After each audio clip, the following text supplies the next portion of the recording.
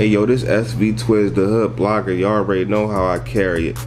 I've been having people DM me and writing also in the comments wanting me to cover the Robert Johnson murder. And with that being said, we're gonna get into it. I know it was a big story around the time when Ab and them had got indicted. But let's give a little backstory on what Robert Johnson had going on up until the time of his transition. At the age 17, Robert Johnson was incarcerated. He had made mistakes in his youth, and at 25 was finally released to begin his adult life and do things right this time. With support from his friends and family, Robert, better known as Robby, started on health and a fitness journey, which would become his passion, and slowly put pieces together to start the rest of his life. He decided that he wanted to live a nice life. Liz Muhammad, Robby's childhood friend, said, "You saw the transition happening. He had just gotten his first apartment, just him, no roommates. Just as Robby was creating a better future for himself, his life was taken. On October 14th, 2017, he was killed in the Wyoming section. Robby was 28 years old. It was so bizarre because he always talked about death as a thing he wasn't afraid of. His funeral showed how many people loved him. Liz remembers the funeral. Liz remembered the funeral stretching as far as 13 blocks, showing just how many lives he touched. Robby, you knew exactly who he was. There was no holds barred." Liz said his honesty was something that stood out to everyone. You knew what you were getting with him. It wasn't a question with who he was. In the years since his incarceration, Robby had become a vegetarian and focused on his fitness and well-being. He was really big on being fit and a healthy lifestyle. No drinking, no smoking, just taking care of himself. While Robert completed some schooling to become an electrician, his real passion was as a personal trainer. At the time of his passing, he was working as a trainer at LA Fitness. He hoped to one day have built his own personal training business. He really wanted to start a business, Liz said. I know that he wanted to somehow invest that money into the business, that he would provide some sort of generational wealth. He definitely wanted to look out for his sister, provide a legacy. His sister, who was 17, had been diagnosed with multiple sclerosis. Robby researched every way he could to help her stay healthy and worked to introduce dietary changes for both his sister and mother. He wanted to see his sister thrive in life and looked forward to seeing her enter college at Temple University. He was really looking forward to watching his sister develop, Liz said. Before he was killed, they had a ring ceremony where she gets the class ring, and he put the ring on her.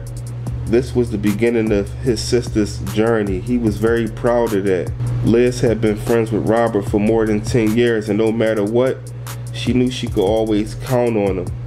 He was the protector, the overseer. With the crazy world we live in, you always knew that Robby, if he wasn't physically there, he wasn't too far. Robby loved children and was probably the godfather of everybody's child. The relationships that he had with children were unbelievable. Just the energy that he would give them. My daughter picks up his picture and was dancing around with it because she remembers those good times she had with him. After being incarcerated, Robby hoped to make the most of his life. He wanted to one day travel and see the world. But until he can do that, he loved to live vicariously through friends. He was really interested in the world and what it had to offer, Liz said. I traveled to Italy a year ago, and he wanted to be on FaceTime the whole time because he didn't know when he'd ever get to see these things. That right there was a clip out of his obituary on a longtime friend of Robby Johnson that was pretty much speaking on her experience of being his friend. Now, as you heard at the beginning, he was locked up from age 17 and he got released when he was 25. when he got released, you know, he was on his quest to doing health and things of that nature. But it's always the survival thing. When you coming from these streets and you in and out of jails, no matter what, for some reason, a part of the streets gonna always stick to you. You're gonna always know how to survive from all the things that you learned in the streets when you need that right now money.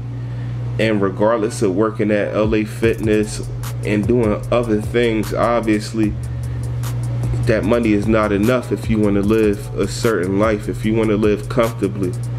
We all know the gentrification in Philly, where you could live on the smallest back block out Philly and the rent be skyrocket.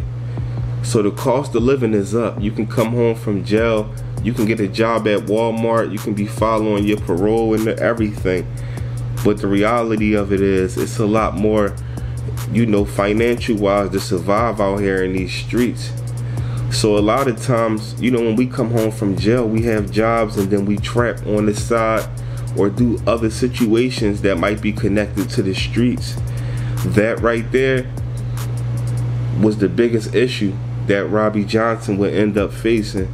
Now, it doesn't make you a bad person just because you do things in these streets, but when you are involved in these streets and open up opportunities and lanes, you can die from anything. But you know, when you in the streets, it can boost your experience, your chances of getting your life taken or coming into a confrontational situation. Now, with me saying that is that it was obviously clear that Robby was also trapping, because as we all know, you know, the person that came to take his life, who was Dantez Stewart, he was able to reach out to him, as far as reaching out to him to grab some work, ice, meth, whatever you want to call it. Now, Robby was at Vanity Grand. While he had Vanity Grand, we all know Taz had slid up on him and did what he did. But let's just look into the details of what really happened. Now, we all know that Taz was Dark Low young boy. Now, when you are somebody like AR Ab, or somebody that has a high level, one of the biggest issues is you always had those Ricos that come up. Ricos, which we all know and paid in full, was Alpo, where people will come up and then they want to show you what they have to offer. Meaning as though you could be somebody in position that was never in the streets physically, like as far as like you might not be trapping or nothing like that, but you can come from the streets and become financially up. We see it all the time with rappers from the streets. And what happens when these rappers from the streets, they get to a bag, they have a bunch of shooters, a bunch of street guys that want to get around them. Back in the day, the street guys ran the rap industry, meaning they was funding people rap careers and stuff like that. But nowadays, the rappers, they pretty much running it. The ones that's getting to these bags, look at, you know, Young Thug, look at a lot of these big indictments that people been getting locked up as far as rappers and the people that they have surrounded by him. Even people like 6ix9ine. 6ix9ine is a great example to somebody that didn't have no credibility on the streets, but he began getting the bag and he was able to send people to go do stuff like shoot at Chief Keef and them. You know what I mean? It was plenty of situations where he would have shooters and people that would risk their life for these guys. Now, Ab had the city in the palm of his hands. One of the biggest mistakes that Dark Low made was bringing Taz around, because not only did he bring Taz around, it's not about bringing somebody around somebody like AR or somebody that, whether it's a group of homies you got, it's about who you bring it around. Now, when you bringing somebody like Taz around, Taz already was getting co-signed by Dark Low as Taz being a shooter. You know, we heard on multiple raps, and you know, this right here, it would boost Dark Low, and it will also boost Taz, where it's like, this my man, he get busy. You know what I'm saying? So when you coming around introducing guys like this, you opening up that floodgate. So when Dark Low had wrote that letter, and when Dark Low had got interrogated, you know, he knew deep down inside that all the stuff unraveled through Taz was because of him introducing him. I have met plenty of people that had met AR through somebody else, and if it was through somebody that AR genuinely had love for, you know, he would treat them like a brother. You dig what I'm saying? He would get them an opportunity. That's one thing about AR. He gave a lot of people opportunities, regardless if people was around for benefit or, you know, they actually might have liked them as a person.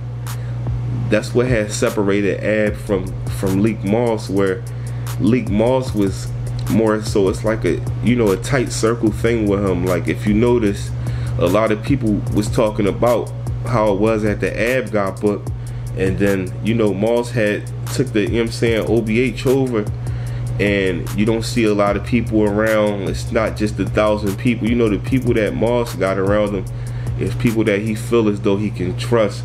The majority of them was day one people, but Ab gave a lot of people opportunity. It was people that was around every day, but he might have only known them for 6 months to a year. And this is what became the issue with Taz. Now, we know what Taz said as far as he was, you know, allegedly, as far as AR was supposedly trying to, you know, sick Taz on Robby. We really don't know the exact details, because if you look at it, Robby was claiming that Ab had sent him, you know what I'm saying, to go handle that.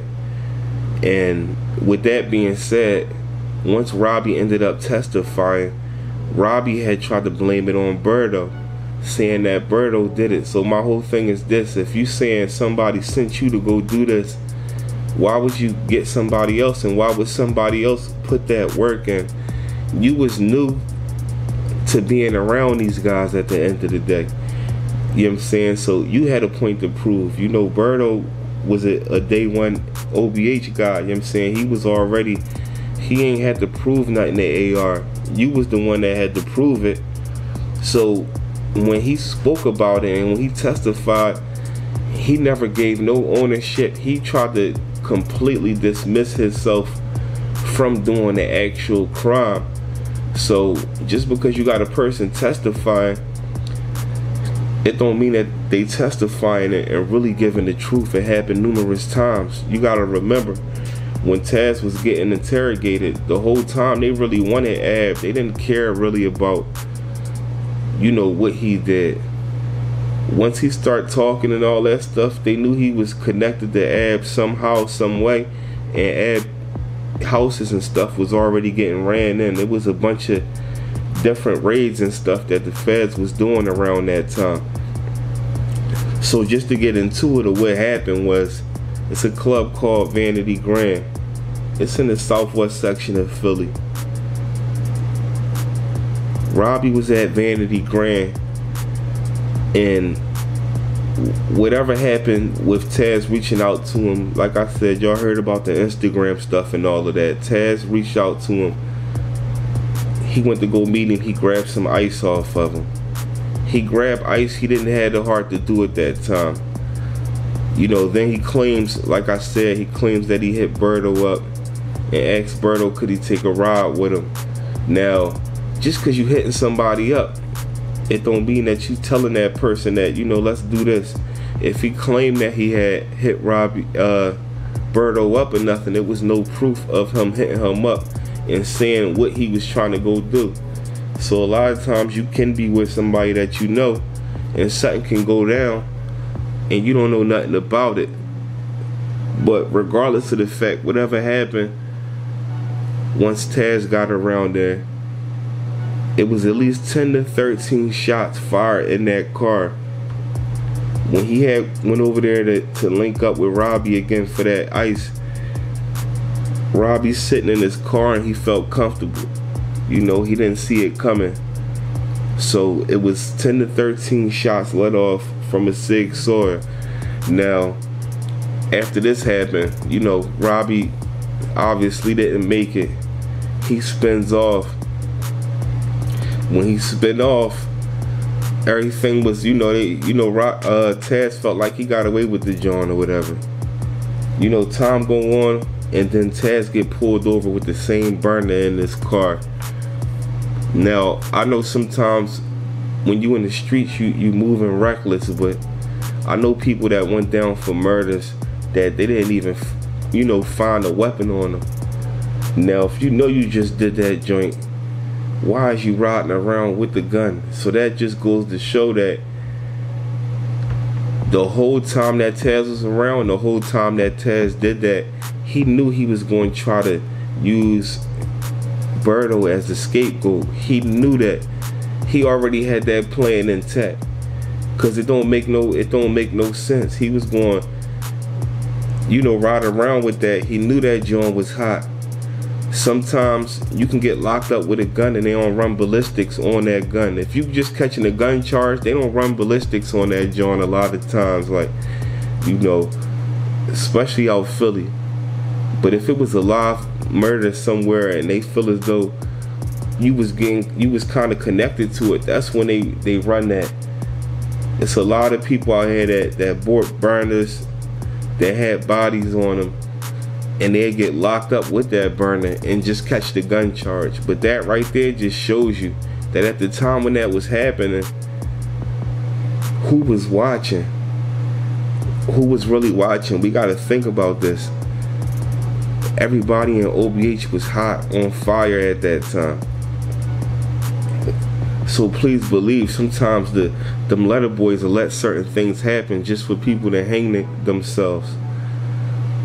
So anyway, that's what happened. It was 10 to 13 shots fired at Robert Johnson, and it was a big issue over that because Robby had a lot of family support, a lot of friends. They said his funeral was like, it took up to like 12 to 13 blocks as far as people coming up there and pulling up. And to this day, that's pretty much what happened.